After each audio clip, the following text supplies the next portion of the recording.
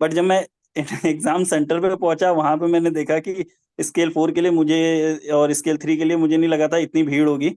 और मैंने exam centre पे देखा तो मोस्ट ऑफ द लोग नॉलेजिस्ट के कंटेंट लोगों ने ले रखे थे, और काफी लोग वहाँ प्रिंट आउट और वो लेके आए थे, वहां पे पढ़ भी रहे थे। या तो सर, मुझे वहाँ बैंक ऑफ महाराष्ट्र के इंटरव्यू में भी मुझे ज्यादातर नॉलेजिस्ट के ही एस्पिरेंट्स, मतलब नॉलेजिस्ट से जिन्होंने प्रिपरेशन किया था, वो लोग ही मुझे ज्यादातर वहां पे मिले जिन्होंने क्लियर किया था। और यहाँ पे भी जब मैं गया तो मुझे काफी लोग ऐसे मिले, क्योंकि अब से इंटरव्यू हॉल में जनरली बहुत बात तो नहीं करने देते वो, लेकिन ये हाँ। था कि लोगों के पास फोन में नॉलेजिस्ट की ऐप देख के समझ में आ जा रहा था कि हाँ, ये नॉलेजिस्ट से प्रिपरेशन कर रहे अच्छा। हैं। ऐसा लगा कि जैसे नॉलेजिस्ट का जो स्लाइड है वो, मतलब जितना आपका कंटेंट है सर, वो मोर देन सफिशिएंट है।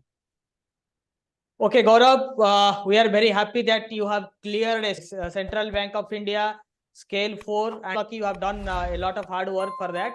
But you are only one among the only 20 people got selected.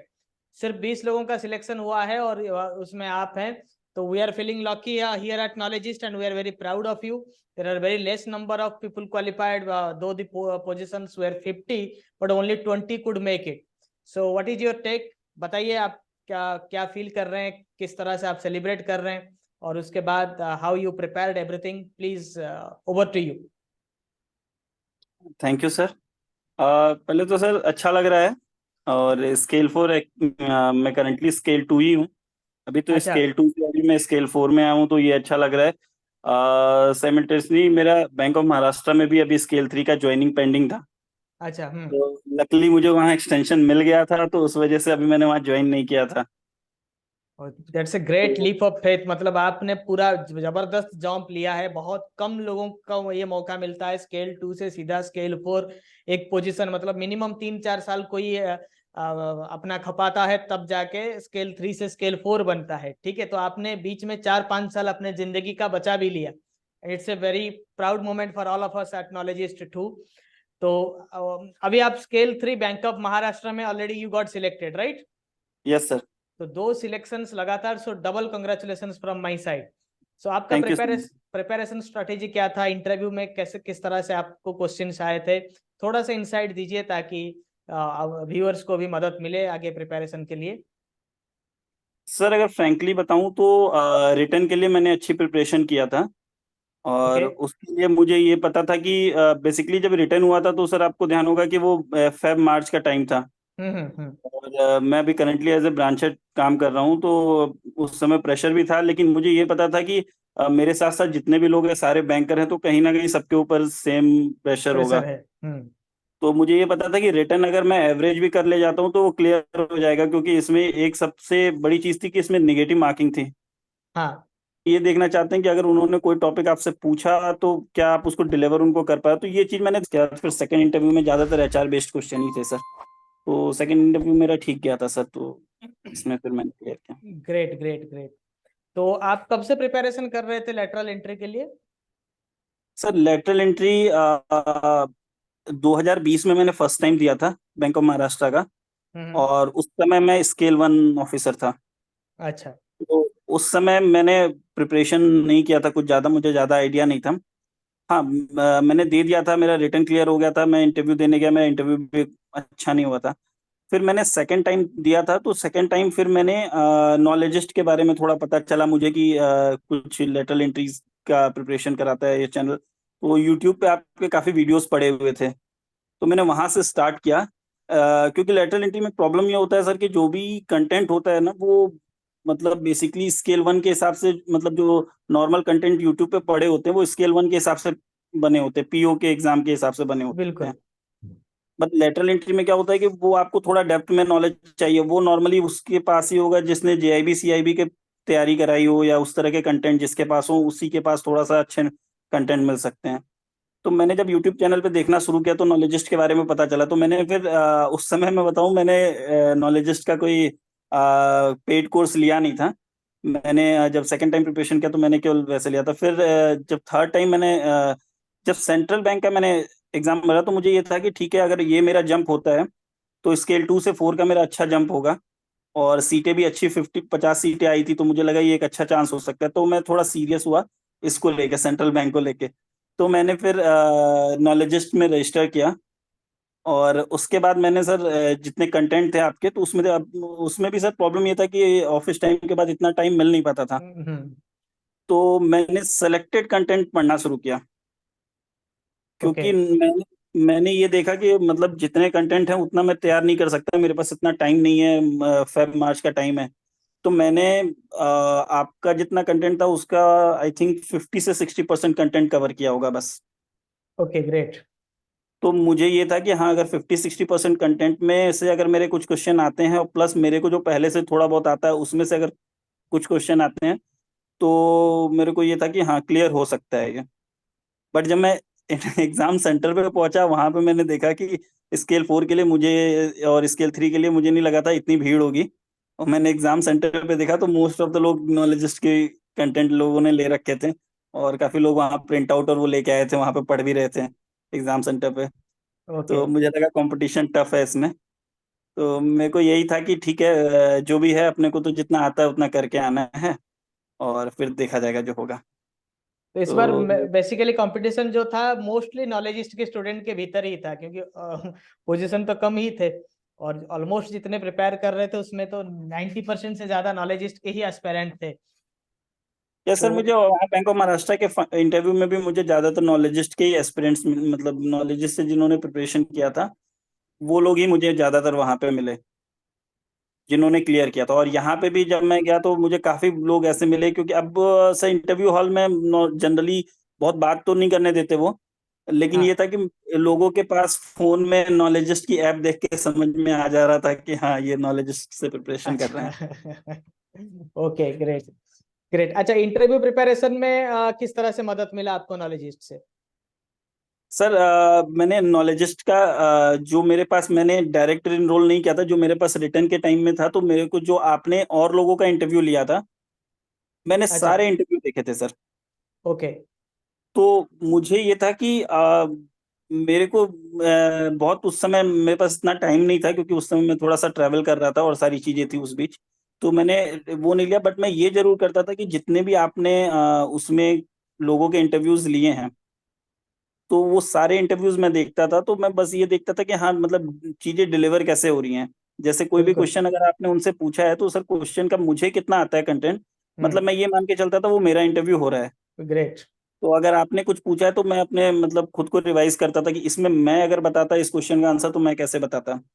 बिल्कुल। तो ये थोड़ा सा हेल्प हो जाती थी। ये आपने बहुत अच्छा किया, क्योंकि sometimes you learn from others mistake. आप दूसरों के मिस्टेक से नहीं सीखेंगे तो खुद खुद कितना मिस्टेक करेंगे जिंदगी में सीखने के लिए। ठीक है, ये आपने बहुत सही किया। और क्योंकि बहुत सारा इंटरव्यू पड़ा हुआ है आपका, हम ले भी पाते तो कितना ले पाते, 2 से 3 मॉक ले पाते, मगर जो 100, 200, 300 मॉक आपने देखा होगा उसमें आपने आपने खुद को ढाला है।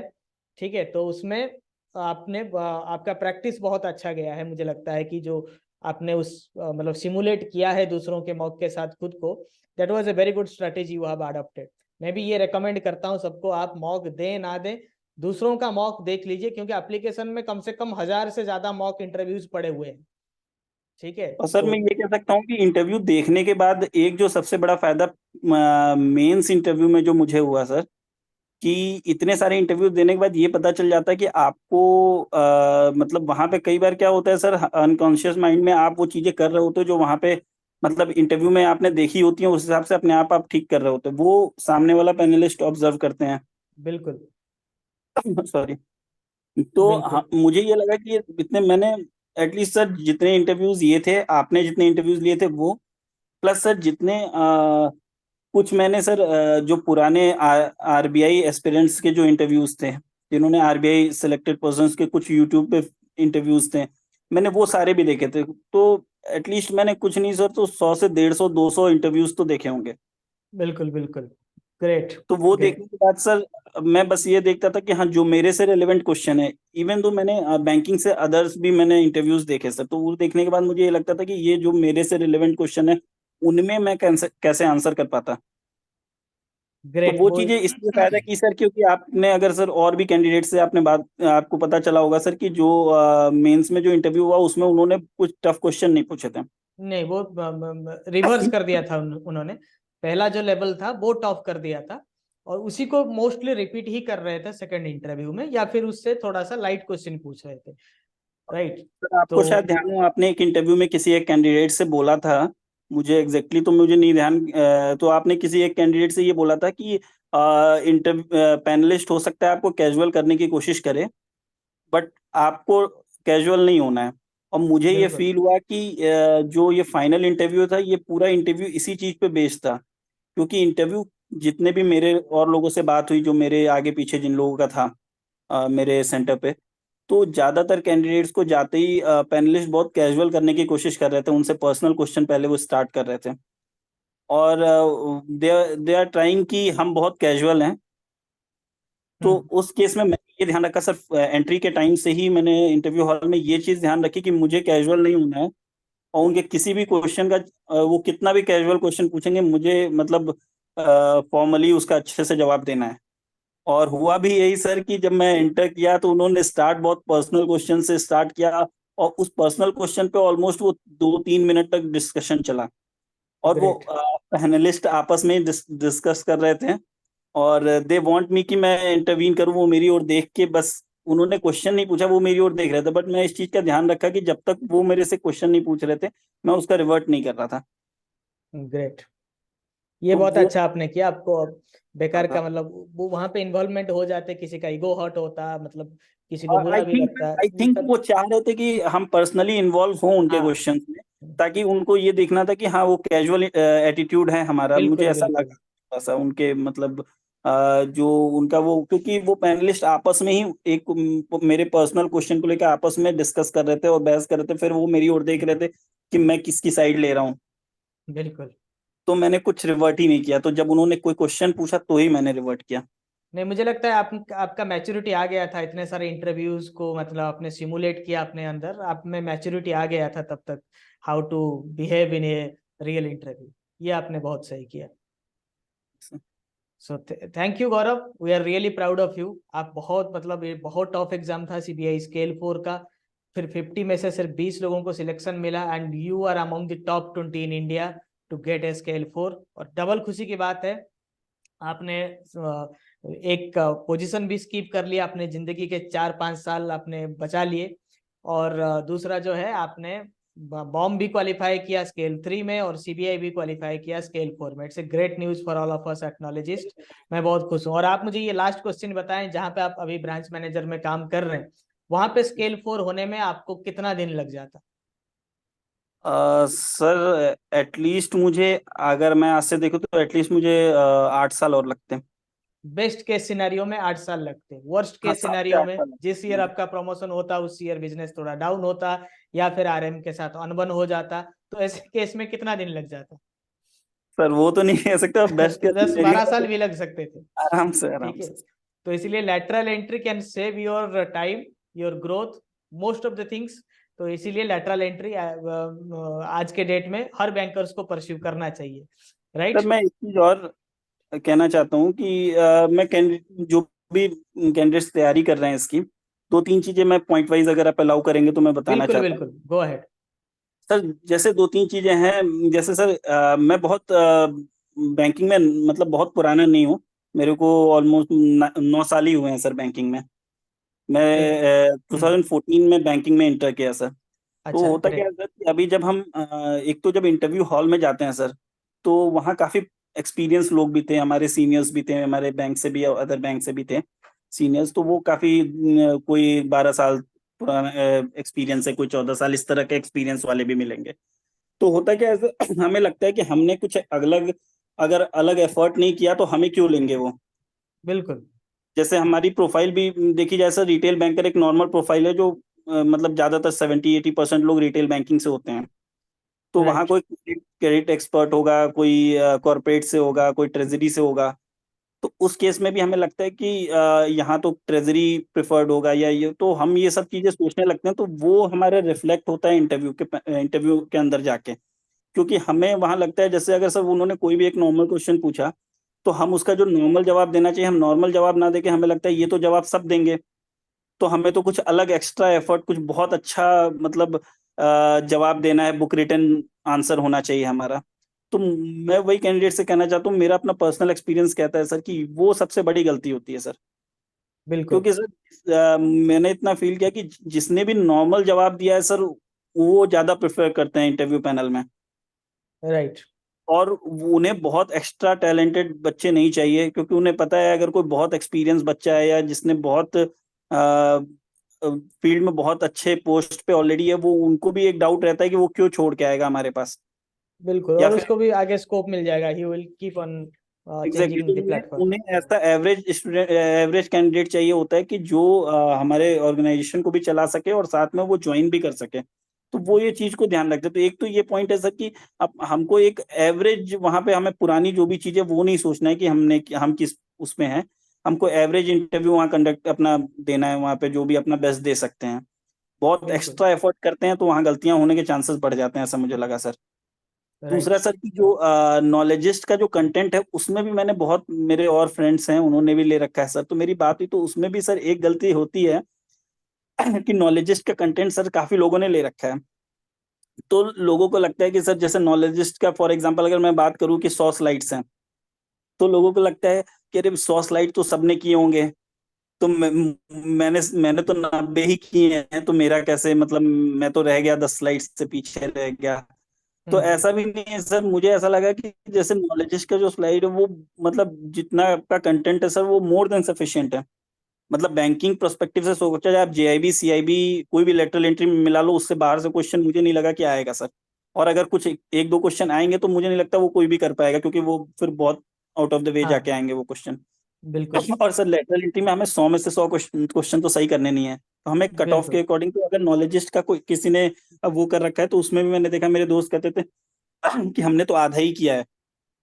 तो मैं उनसे कहता था ठीक है यार, आधे में से हमें तो आधे ही नंबर लाने हैं, आधे में हाँ सिलेक्शन हो हाँ, जाएगा। बिल्कुल बिल्कुल। तो मैं कहता था मुझे 100 तो लाने नहीं है, मेरे तो 50 नंबर लाने, 50 में सिलेक्शन हो जाएगा। बिल्कुल। तो वो कॉन्फिडेंस मुझे लगा कि होना चाहिए कि हमने जितना कंटेंट किया है और अपने स्ट्रेंथ के हिसाब से, कि जो जैसे हम रिटेल बैंकिंग में तो पहले रिटेल का जितना है वो अच्छे से हम कवर कर लें, फिर जो जो इम्पोर्टेंट टॉपिक है हमने वो कवर कर लिया। उसके बिल्कुल। बाद हम ये सोचेंगे कि ठीक है अगर उसके एक्स्ट्रा हो रहा है, हमारे पास टाइम है, क्योंकि सर टाइम कंस्ट्रेंट सब फेस करते हैं इस तरह के एग्जाम्स में, क्योंकि सब कोई ना कोई उसमें वो हो सब सकता है वर्किंग कोई प्रोफेशनल होते हैं, राइट। कोई मेरे से ज्यादा करता है। बट मैं ये मानता हूँ सर कि अगर एक महीने के प्रिपरेशन में डेली 2 घंटे भी कोई दे रहा है, तो नॉलेजिस्ट का कंटेंट केवल कर रहा है, और उसको दो जितना किया है उसको 2-3 बार रिवाइज कर लें। जैसे अगर 60% भी कंटेंट किया है और नॉलेजिस्ट के कंटेंट को 2 बार रिवाइज कर लिया है एटलीस्ट, तो वो वहां पे जाके कुछ भी नहीं याद रहेगा तो क्वेश्चन देख के वो हो जाएगा, क्लिक हो जाएगा सर कि अच्छा ये तो हमने यहाँ पढ़ा था, तो ये दो तो नहीं है, हाँ। तो ये इन दोनों में से हो सकता है। बिल्कुल। तो इतना भी सर अगर होता है तो उससे मुझे लगता है कि काफी हेल्प मिल जाती है। बट हम जब पूरा करने जाते हैं तो मुझे लगता है उस चक्कर में से एक तो हमारा कॉन्फिडेंस लो होता है, तो हम वहां पे जाके क्वेश्चन को अलग से सोच नहीं पाते। हम्म। हमें लगता है कि वो रटे रटाए क्वेश्चन आए और वो ऑप्शन चेंज होते हैं, तो फिर हम उसको कर नहीं पाते हैं। राइट। तो बस जो भी कैंडिडेट है मैं यही कहूंगा कि नॉलेजिस्ट का कंटेंट सफिशियंट है, बट उसमें यही ध्यान रखना है कि आप लोग को जितना भी कंटेंट करें उसको रिवाइज जरूर 2 बार करके जाएं। राइट, ये अगर आपने आपको सही लगता है कहा। कि आपके पास टाइम कम है, तो आपको लगता है कि ठीक है मैं सारे वीडियोस नहीं कर पाया, सारे कंटेंट नहीं कर पाया, आप 60% कर पाए ठीक है, लेकिन उस 60% को आप रिवाइज कर लो 2 बार, उसके बाद जाओ आप, ताकि 60% में से कोई क्वेश्चन आए तो वो आपसे ना छूटे। बिल्कुल बिल्कुल, आपने से बहुत सही 100% कहा, करोगे क्योंकि ये हमारे उसमें- सालों का मेहनत है जो मैंने क्योंकि मैं भी बैंकिंग में बहुत अच्छे पोजीशन में प्राइवेट से लेके पब्लिक सेक्टर में रहा, जो भी नॉलेज था हमने उसको मैंने धीरे धीरे उसको मैं एग्रीगेट कर रहा था, ताकि लेटरल एंट्री में जो कंटेंट की कमी है वो ना हो। तो जो मैंने 10 साल 12 साल में बनाया है, अगर आप उसको एक महीने में कवर करना चाहेंगे तो आपके लिए इम्पॉसिबल है। उसमें से अगर 60-70 भी आप कवर करते हैं और आप नॉलेज के साथ कवर करते हैं, ताकि क्वेश्चन ट्विस्टेड हो, ऑप्शन चेंज हो, you will be in a position to eliminate. आपको पूरा नहीं करना है, क्योंकि मैं तो पूरा आपको मुझे हमें तो देना ही होगा, क्योंकि मैं भी आपको आप पहले से 50% कवर कर रहे हैं, कोई बीच में से कर रहा है। हमें तो सिलेबस तो 100% कवर करना ही है, और 100 से 100 कोई रखेगा नहीं, ना यूपीएससी में कोई रख सकता है, ना तो बैंकिंग में कोई रखेगा। यहाँ पे तो 40-50% में सिलेक्शन हो जाता है। 40% में भी कट ऑफ अगर रखा जाता है तो डिजायर्ड नंबर ऑफ कैंडिडेट नहीं मिलते, जैसे क्रेडिट मैनेजमेंट, रिस्क मैनेजमेंट में नहीं मिलते, बैंक के पोस्ट खाली रहते हैं। ठीक है, आपने बहुत अच्छा चीज पॉइंट आउट किया, ये भी सबके लिए एक रिमाइंडर है। एक प्रिपरेशन के लिए मैं बताऊं सर कि जैसे मेरे पास उतना टाइम नहीं हो पाता था, तो क्या करता था मैं, जैसे मेरी ट्रैवलिंग थी आधे घंटे की, या फिर मैं कहीं विजिट पे जा रहा हूँ या कहीं किसी और काम से जा रहा हूँ, तो मैंने क्या करता था सर कि मैं अपनी कार में लगा लिया, कंटेंट लगा दिया। ठीक है, वीडियो, मैंने वीडियो नहीं देख रहा हूँ, बट मैं क्वेश्चन जो आपके एमसीक्यूज थे या वो इस तरह के कुछ लगा दिए, और एमसीक्यूज चल रहे हैं। और सर आप यकीन नहीं करोगे, मेरे 4 से 5 एमसीक्यूज उस सुनने से, मैंने वीडियो अरे नहीं देखे होते, मेरे को बाद में टाइम नहीं मिला क्योंकि मैं वो हम्म। वीडियोस देख पाऊँ, लेकिन जो मैंने सुने उसमें से आ गया, और वो वहां पे जाके मुझे ध्यान है, अच्छा ये वाला तो इसका आंसर ये हो सकता था। ग्रेट। तो वो है कि जितने भी टाइम हम कहीं जा रहे हैं, अब क्या होता है, हम सोचते हैं पेन पेपर लेके पढ़ेंगे तो हमारा कंटेंट होगा, या फिर हम आराम से बैठ के वीडियोस देखेंगे, वो मतलब इनिशियल स्टेज में जब आप पीओ लेवल पे एंट्री करते हो तो आपके पास उतना टाइम होता है। बिल्कुल। लेकिन इस तरह से आप, क्या होता है, आप ये कहीं ट्रैवल कर रहे हो, कहीं कुछ कर रहे हो, तो आप एटलीस्ट वो कंटेंट सुन लो, और ट्रैवलिंग के टाइम पे एमसीक्यू सुन लो। जो आरबीआई जिस्ट था, आपने आरबीआई जिस्ट 2 बार सुन लिया तो वो देखने से ज्यादा वो आपको याद रह जाएगा। तो ग्रेट। आपने केवल उसको, आपने उसका वीडियो लगा लिया, और मतलब आपने वीडियो नहीं देखा और बस उसको कंटेंट सुनते रहे, और आप अपना काम करते रहे, तो वो भी आपको याद रह जाता है। ग्रेट। दैट्स ग्रेट गौरव। मतलब आपसे आप मतलब आपके बातों को सुनकर लगता है मतलब आपने प्रिपेयर पूरे शिद्दत के साथ किया है। मतलब यू हैव फाउंड दी क्या बोलते हैं मतलब mystery behind how to prepare. जो मीथ भी थे उस सारे सबने आपने ब्रॉस्ट भी किए। So many congratulation again. So हमें बहुत थैंक यू खुशी सर। है कि आपने you made it to the final list of CBI. So wishing you a great career ahead. आगे भी हम आपको इसी तरह से क्विक तरक्की करते देखना चाहेंगे। बहुत जल्दी थैंक आप जीएम से भी ऊपर जाएंगे। तो इतने कम एज में आपने स्केल 4 चीफ मैनेजर का पोजीशन हासिल किया है। तो आगे जाके आप बहुत बड़े पोजीशन में रहेंगे और नॉलेजिस्ट का नाम इस तरह से रोशन करते रहेंगे। Will see you. Thank you. So stay thank connected. You so much. Okay. Thank you. Thank you sir, thank you. आपका इतना हेल्प करने के लिए सर, थैंक यू। और आपके कंटेंट से कैंडिडेट्स को भी ये फायदा है सर कि सबको एक जगह पे एक कंटेंट मिल जाता है। अदरवाइज लेटरल एंट्री के केस में पहले बहुत लोग, मतलब मैं खुद देखता था कि लोग कितना इधर से उधर सर्च करते हैं कि एक टॉपिक, और बहुत परेशान मुश्किल। रहते हैं। हमने भी वही देखा है। तो इसीलिए तो नॉलेजिस्ट का शुरुआत हुआ। सो ये आप सबकी भी मतलब बड़प्पन है। You people have trusted us, made us proud. So that's great on our behalf. We want to congratulate you again and to your family as well because they have supported you. Without family support, cracking these kind of competitive exams are really next to sir impossible. Definitely sir, definitely without family support sir हो ही नहीं सकता। और मेरा बिल्कुल। तो sir एक 2 साल का छोटा बच्चा है। हाँ तब तो बहुत मुश्किल होता है मेरी मतलब। वाइफ का सपोर्ट बहुत ज्यादा है इसमें, बिल्कुल। क्योंकि उसने ही मुझे बोला कि 2 महीने की, क्योंकि उस समय सर आपको याद होगा जब आया था तो ऐसा लग रहा था कि मार्च में ही सारा प्रोसेस कंप्लीट हो हाँ जाएगा। खत्म हो जाएगा। मेरी वाइफ वही ने बोला कोई 31 नहीं, मार्च। 2 मंथ की बात है, 2 महीने मैं एडजस्ट करती हूँ, तुम एग्जाम पे फोकस करो। बिल्कुल। So great. तो थैंक यू। ये good God grace night and clear thank हो यू गया। For your time. Thank you so thank much you. Sir, thank you.